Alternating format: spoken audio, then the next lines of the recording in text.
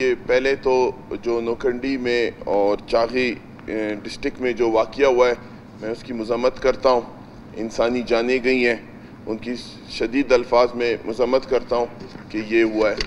اور اس کے علاوہ جیسے میرے دوست لوگوں نے یہاں بڑی جذباتی تقریریں کی کہ جی بلوچستان کے حوالے سے، اور ظاہر مسائل تو ہیں جو ہماری فیڈرل کی گورنمنٹ 3-3.5 سال جو بھی ٹائم گزارا وہ ایک تاریخ رہے گی کہ انشاءاللہ انہوں نے بلوچستان کے لیے کیا کیا اور کیا نہیں کیا.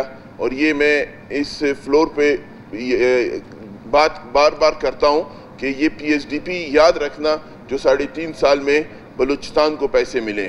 اور اب میرے دوستوں کو کبھی کبھی میرے خیال بھول جاتے ہیں کہ اب یہ گورنمنٹ کا حصہ ہے فیڈرل میں، اس طرح کی جذباتی تقریریں کر رہے ہیں. یہ فیڈرل کا اب گورنمنٹ کا حصہ ہے. ہم امید ان سے رکھیں گے کہ یہ بجلی کا مسئلہ، گیس کا مسئلہ یہ جلد سے جلد حل کریں، اپنی کمیٹی بنائیں، جائیں بلوچستان کے لیے. اب کیسکو بھی ان کے پاس ہے اور اس کا کیا نام ہے، فیڈرل کے سارے ڈپارٹمنٹ ان کے پاس ہے. اور اس طرح کی عوام کو گمراہ کرنا، اس طرح کی اصغر ترین صاحب ہمارے بہت پیارے دوست ہیں، بڑے کھلی گئے مگر بہت جذباتی تقریر کی انہوں نے. تو میں یہ امید رکھوں گا کہ آپ ابھی ہمت کریں کہ بلوچستان کے لیے جو کام ہم نہیں کر سکے آپ وہ کر کے دکھائیں، اور ہم خوش ہوں کہ واقعی اصغر ترین صاحب نے جو ہے یا ان کی فیڈرل گورنمنٹ نے یہاں پہ مسئلے حل کیے. اللہ کرے صدارت سے نکلیں، چیئرمین سینٹ سے نکلیں اور وزارتوں سے نکلیں تو کچھ عوام کے لیے سوچیں. اب تک تو یہ لوگ اسی معاملات میں پھنسے ہوئے ہیں، اور اللہ کرے ان کو توفیق دے کہ بلوچستان کے بارڈر کے بھی مسئلے حل کرے. اب تو فیڈرل گورنمنٹ پہلے عمران خان تھا، روزگار نہیں دے رہا تھا، اب تو آپ کا ہے.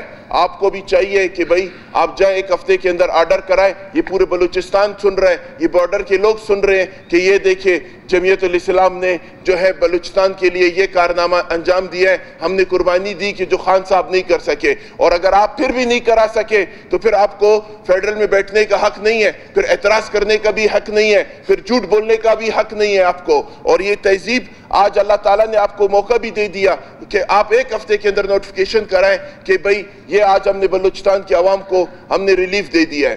بس صرف اور صرف وہاں پہ بیٹھے ہوئے ہیں، ہمارے بھائی ہیں، ان کا بھی حق بنتا ہے کہ ان کے حلقوں میں کام ہو، سسٹم ہو. ہم اس سے کبھی مداخلت نہیں کرتے ہیں، ہم نے کبھی ان کے لیے تنگ نظری نہیں دیکھی گئی. ہمارے لیے سارے پارلیمنٹ اور یہاں کے ایوان کے لوگ احترام ان کی کرتے ہیں ہم لوگ، کہ کیونکہ اپنے حلقوں سے جیت کے آئے ہیں. ہم نے کبھی تنگ نظری نہیں کی. اگر ہمارے فیڈرل میں اسکیمیں آئی تھی ہم نے یہ نہیں دیکھا کہ یہ جو ہے خزدار کا علاقہ ہے یا ہمارے اتحادی BNP مینگل جو ہم سے چلے گئے، ہم نے کبھی یہ نہیں سوچا کہ ان کے فنڈ روکے جائیں. ہم نے کبھی تنگ نظری نہیں دکھائی گئی کہ ہم نے یہ تنگ نظری کرے، وہاں عوام کے لیے گئے تھے.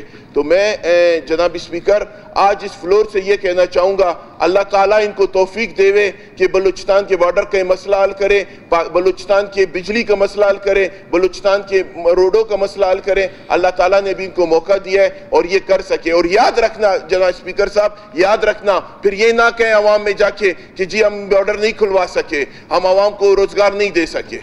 بہت شکریہ.